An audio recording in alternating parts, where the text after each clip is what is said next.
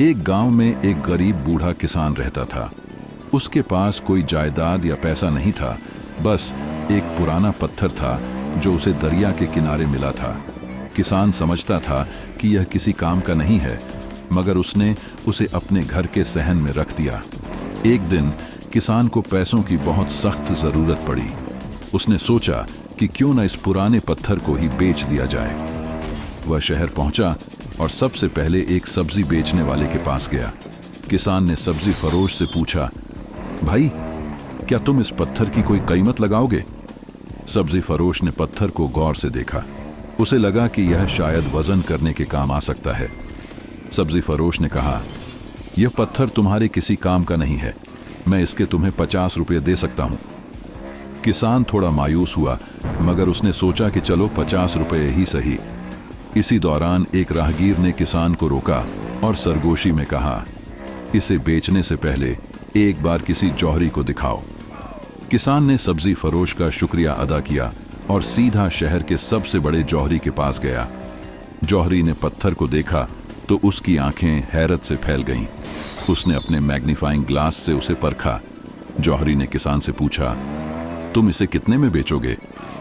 किसान को पिछली बार के 50 रुपये याद थे, इसलिए वह हिचकिचाते हुए बोला, आप ही दाम बताइए। जौहरी ने कहा, यह एक शानदार नीलम है, मैं तुम्हें इसके 5 लाख रुपये दे सकता हूं। किसान के होश उड़ गए। 50 रुपये की जगह 5 लाख।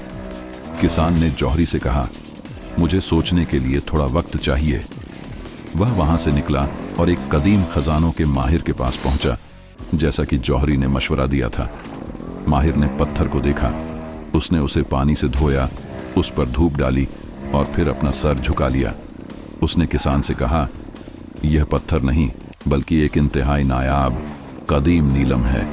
इसकी चमक और पाकीज़गी दुनिया में कहीं नहीं मिलेगी। किसान ने बेचैनी से पूछा, तो इसका दाम क्या होगा?